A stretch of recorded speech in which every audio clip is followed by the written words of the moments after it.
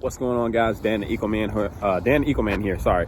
Hope you're having a great day. I am over here at FedEx Field in Maryland, and here's the Ecoboost. Now, I've done a couple installs over the past week or so, and I didn't get a chance to do the install videos, but there are already a bunch of install videos of the mods that I have. So I kind of just wanted to do a little bit of a review and just show you what they look like on the Ecoboost over here. So let's get into it. To start with, we have the engine hot and cold side charge pipes that I just had installed actually yesterday. So this is the wrinkle red. It is a I don't know what kind of paint is on it, some type of powder coat, or I don't know much about paint, but it's a very like matte finish. This is a very glossy metal stamped emblem that they put on there, and that is the cold side, and that's connecting down there to the Mishimoto intercooler that I have. And as you can see, it looks really good. I think it pops very well with the red in my car. So it'd probably look better if it was like the race red color, but I think it still accents the engine very well. I'm all about being different, so I think it looks great.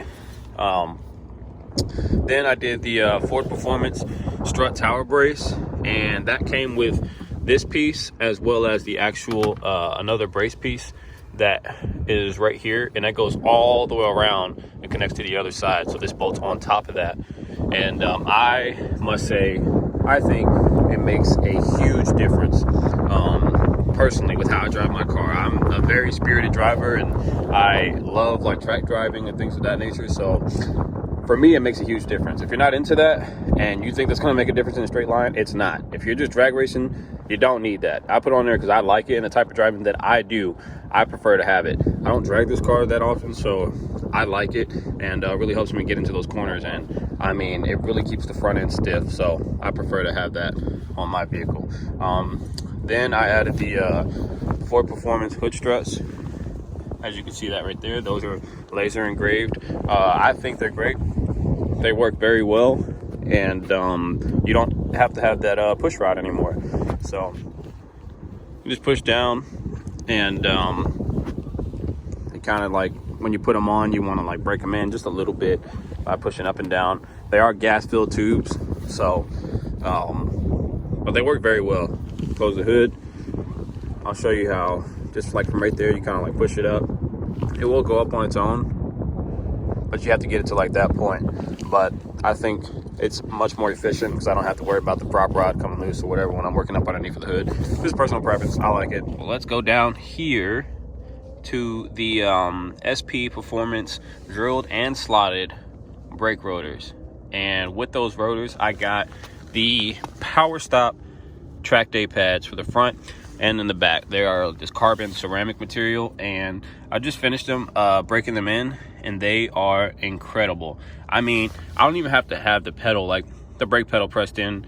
I'm like barely on it, and this thing is biting. So they are very aggressive, great track pads. Like I said, for the type of driving that I do, I like them. I don't really track this car either, but you know, when I'm out on the road and having a little bit of fun for my type of driving, they are incredible. So if you are actually driving on a track, it is recommended. So many people say that you might just want to go with the slotted rotors due to the holes, the drilled holes in these rotors are more susceptible to like cracking and things like that under a lot of extreme heat and pressure when you're doing track driving. So now if you're not going obviously that fast or breaking 120 miles an hour, so you probably don't have to worry about that too much. But like I said, for my type of driving, these rotors are amazing. They look really great behind these RTR Tech mesh wheels, and these pads are incredible. So the pads themselves up front, they're about 100 or so. In the back is about 85, or I don't remember the exact prices, but like I said, I got them because I wanted to try them out, and I'm just using them right now for the daily driving, and I think they work phenomenal. So I want to go around here and show you a couple pieces that I added. I added the RTR side rocker panels and the rear quarter splitters, and these things are also a very nice elegant touch.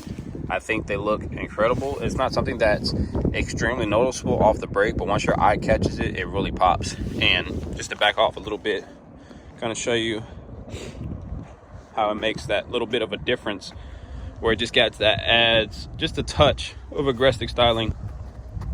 And here you're on the sides, I was looking into doing the chin spoiler. However, I've heard a couple good and bad things about having to drill into it and do a little bit of moving parts around to actually be able to get a chin spoiler on the non-power pack cars. My car's not a power pack, so it's something that I'll have to do some more research into and seeing if I can mess around with it. But we'll look into that. And I'll go back over to this other side so you can see over here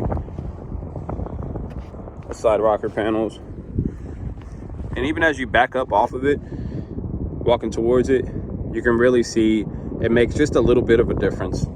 Coming back over here to the rear, backing up off of it.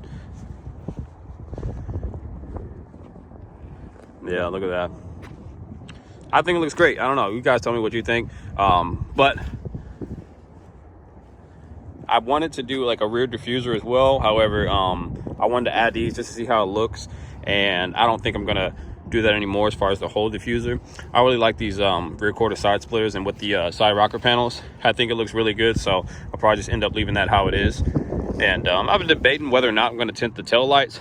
Maybe not, we'll see. I'm kind of liking how bright they are, and it really gives that catch people attention, you know, when they're coming up on you, so they can't say, oh, I didn't see your brakes. So you can kind of see the drilled and slided rotors in the rear. There we go.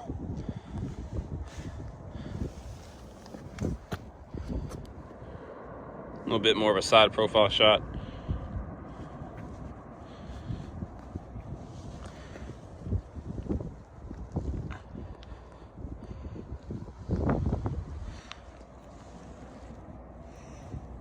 There you have it. There's the Ecoboost, and she's coming along great. People are going to give you smack for all these cars that you get, and if it's not a V8 or a GT or whatever, as I always say, you get whatever car you want to do, that you want to get, excuse me, and mod it however you want to. It's your car, and I love this car, and this thing is phenomenal. And so far, every time I'm driving on the road or somebody gets in my car, they're like, what kind of engine do you have in this thing? And I tell them, hey, it's just a 4-cylinder. And they're like, no freaking way, this is not a 4-cylinder. I'm like, yes it is. So it's just a 4-cylinder car, that's it. But these things are phenomenal. Ford did a great job at engineering this engine. People talk smack about them, but unless you drive one every day like I do, this is my daily driver, and I drive the snot out of this thing. I love it, and this thing has been nothing but loyal to me. Doing normal oil changes, regular maintenance. You treat your car right, and I promise you it will take care of you. Don't abuse it, but definitely use it, and have fun. So thanks for watching. Dan Eagleman out. Have a great day. Peace.